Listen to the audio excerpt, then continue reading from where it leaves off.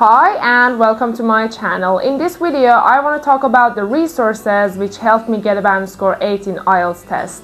I took the test about 3 years ago, and since then I've been helping a lot of students to get the band score they want. As you know, there are lots of resources out there and it can be overwhelming when you think about the best resource to choose, or sometimes you may think about choosing most of the resources because you think that if you study a large number of books, then you have a higher chance of getting a higher band score on the test, which is not true at all. It's always better to pick one great book over other books and stick to it instead of having a lot of resources, because it can get confusing. So I'm going to talk about the resources which can be best for you on the level that you're at. So let's get into it. First of all, you should start studying for IELTS when your level is upper intermediate level, and if your level is below that, starting to study for IELTS is not recommended. Of course, you may have heard about some students who are below that level and within a short amount of time they manage to get a high band score using some techniques or tricks. Of course, there are some exceptions and sometimes it can happen, but it is not recommended. It's always better to go to the test prepared, so it's better to start studying English earlier so you won't have to rush into studying for IELTS. Alright, so when you're finally at upper intermediate level, the best option to go with would be Collins series. I have 3 of them here now. This one is for reading, and this one is for listening, and this one for speaking. Of course, there are other books as well which I don't have here with me right now.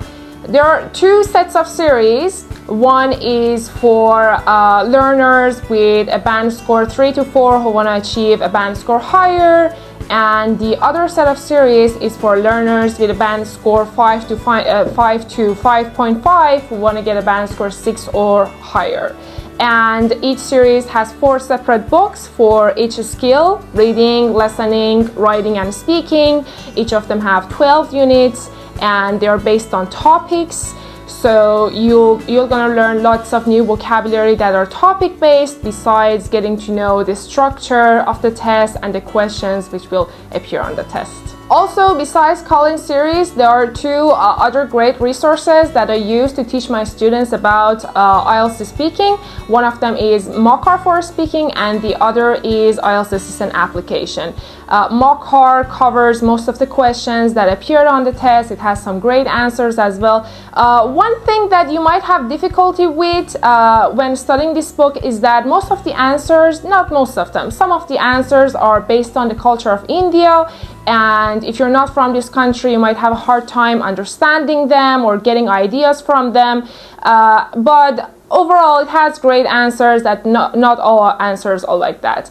And IELTS Assistant application has great answers as well, lots of great vocabulary. One problem is that a lot of students do not understand those vocabulary, and most of them are uncommon and difficult. If you cannot deal with this, then maybe Mockr would be a great option for you. And if your level is higher, if you're at advanced level, IELTS Assistant application would be a better option for you.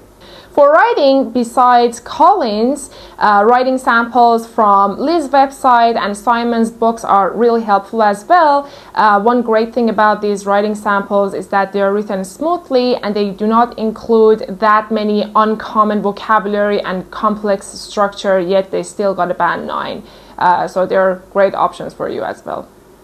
For improving your vocabulary and grammar, Vocabulary for IELTS and Grammar for IELTS are great resources. They teach you vocabulary and grammar through some practices, and the book Grammar for IELTS has some tests for writing, listening, reading as well.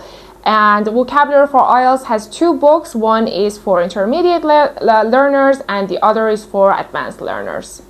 Alright, these were all the most important resources. After studying Collins series, you can move on to practicing full IELTS tests from IELTS Cambridge books, book number 1 to 19. Of course, books 13 to 19 are better, and if you have a shorter amount of time, book 15 to 19 would be the best option for you. Also, alongside practicing tests from IELTS Cambridge books and studying Collins, you can include grammar and vocabulary in your schedule as well. And the best books for them, as I said, are Vocabulary for IELTS and Grammar for IELTS. There are other books as well that are recommended by IELTS tutors, such as Mindset for IELTS, Complete IELTS, and IELTS Trainer.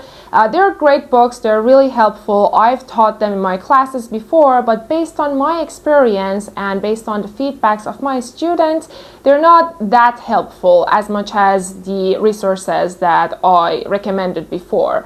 One thing about Mindset for IELTS, although it can be a great resource, is that it includes some practices that are not standard, and sometimes the answers in the key answers aren't right. And Complete IELTS, although it's a great book, one thing about it is that it includes some unnecessary grammar practices which can be overwhelming.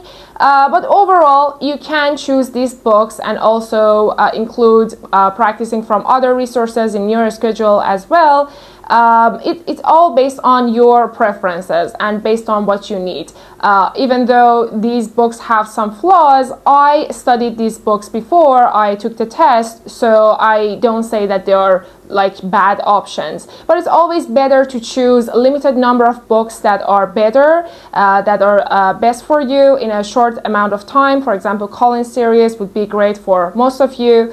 And it's always better to stick to one book or two great books instead of having unlimited number of books, and it can be confusing and frustrating sometimes. So to avoid frustration and confusion, it's always better to choose the best option and stick to it until you get fully prepared for the test. Also, studying all these textbooks and studying for IELTS can be boring and frustrating sometimes, so including watching movies and listening to podcasts in your plan can help you stay motivated, and it can boost your learning speed as well. Alright, that is it. I talked to you about all the resources that are necessary and important for you to study for getting ready for IELTS test. Let me know if you have any questions in the comment section, and good luck on your test.